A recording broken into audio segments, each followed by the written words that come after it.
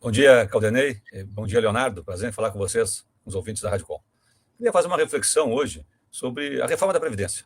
Nós sentimos as consequências gravíssimas da reforma da Previdência todos os dias, Caldenei e Leonardo, quando atendendo as pessoas, informando os direitos para as pessoas, nós verificamos que as pessoas se espantam com a perda que tiveram a partir da reforma da Previdência, que nem se deram conta. Se perceberam ali na hora de pedir a pensão por morte, que já é instituidor, vai ser 50% mais 10% para cada dependente, então a pessoa, a viúva, vai ganhar 60% ao invés de ganhar 100%. Na hora que a pessoa se aposenta por invalidez, estava ganhando auxílio-doença, ganhando 91% da média, aí agora o INSS dá aposentadoria por invalidez, ao invés de ser uma felicidade, é um prejuízo econômico. A pessoa, ao invés de ganhar 91%, passa a ganhar 60% da média que recebia, perde economicamente de uma forma drástica, e o STF agora decidiu que isso não é inconstitucional. Claro, para aqueles homens que tinham 20 anos de contribuição, mulheres com 15 anos de contribuição, que é a grande maioria, uma perda drástica para a pessoa que está no pior momento da sua vida, que é aposentado por invalidez. Mas ele vai ter que lutar para conseguir ficar em auxílio-doença, ao contrário de tudo aquilo que as pessoas pensavam, né? Que com aposentadoria por invalidez seria uma tranquilidade. Por que isso? Porque a reforma da Previdência fez assim. A reforma da Previdência praticamente acabou com a aposentadoria especial quando colocou a idade mínima. Mas a pessoa pode viver, se começar a trabalhar cedo, pode viver anos exposto a fator de risco para a sua saúde e não vai poder se aposentar de forma especial porque tem que ter uma idade mínima. E assim eu poderia elencar outras situações graves de perda de direitos previdenciários. Mas muitas vezes as pessoas que estão perdendo e sofrendo as consequências da reforma não se dão conta que isso tem uma relação direta com a política. Se nós formos a olhar, em 2019, quais foram os partidos que indicaram voto favorável à reforma da Previdência? Não estou nem falando um deputado ou outro que, porventura, foram infiéis ao partido e tal. Então, a posição partidária. 17 partidos disseram que queriam tirar os direitos dos aposentados e pensionistas e puniriam os deputados, senadores, que não fizessem a votação, não votassem de acordo com a determinação partidária. Foram eles: o PP, Partido Progressista, o MDB, o PTB, o PSL, o PL, o PSD, o PRB, o PSDB, o DEM, o Patriota, a Solidariedade, o Podemos, o PROS, o PSC, o Cidadania, o Novo e o Avante. Esses partidos disseram: vocês têm que votar favorável a isso. Muitas pessoas, depois, que votaram em deputados desses partidos, dizem: não, mas meu deputado é bonzinho, o meu deputado é legal, ele não vai ser assim, não vai votar dessa forma.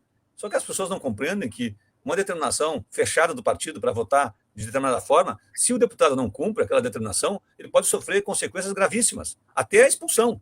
Pode resultar até a expulsão e a perda do mandato. O STF também já decidiu que o mandato é do partido. Então, se o partido determina que a pessoa vote em determinada matéria que é considerada, vamos dizer assim, programática do partido, e o deputado depois não vota a favor, ele pode perder espaço dentro do partido, perder espaço nas comissões, deixar de poder participar como líder de bancada. Tem uma série de punições, até multa em dinheiro pode ter, mas pode ter expulsão com a perda do mandato, que é gravíssimo. E já aconteceu isso, não muito frequentemente, mas já aconteceu em vários momentos, quando a expulsão é considerada por justa causa. Então, só para a gente ter uma ideia, que essa visão que as pessoas têm que se vota em pessoas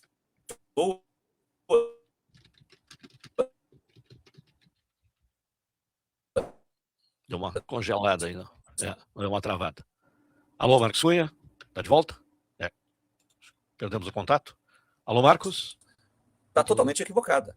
Na hora H...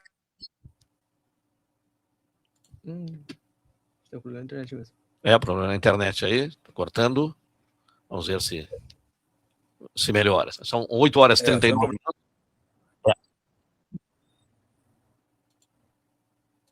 Quando o partido fecha a questão, os deputados, 80% votam favorável àquilo que o partido determinou. Por que isso? Para não serem punidos, para não perderem a chance da sua reeleição. Então, nós temos aí votando contra, que determinaram o voto por partido, não sobrando contra. O PT, o PSB, o PDT, o PSOL, a Rede e o PCdoB. Só esses partidos indicaram voto contrário. E mesmo assim, no PDT, quatro deputados votaram ainda a favor da reforma da Previdência, foram expulsos e não perderam o mandato, porque conseguiram judicialmente manter os seus mandatos. O Tabata Amaral, o Felipe Rigoni, o Marlon Santos e o subtenente Gonzaga perderam o mandato, expulsos pelo PDT, depois de terem votado contrário a determinação do partido a favor da reforma da Previdência. Mas só para a gente voltar no tema e dizer com clareza para as pessoas que nos ouvem que a votação dos parlamentares ela tem muito a ver com o partido. Então não adianta a gente escolher bons parlamentares com maus partidos. O partido tem que ter a visão que nós entendemos que é melhor para a sociedade. Não adianta aquele indivíduo ser simpático a nós ou próximo a nós afetivamente, tem que ser também politicamente. E aí tem que ver o partido gritar. Os senadores aqui do Rio Grande do Sul, 2 votaram a favor da reforma da Previdência, o Lazier Martins, na época, que era senador, que depois passou para o Podemos, também foi um processo de expulsão também do PDT, e o Reise, do PP, que votou favorável à reforma da Previdência.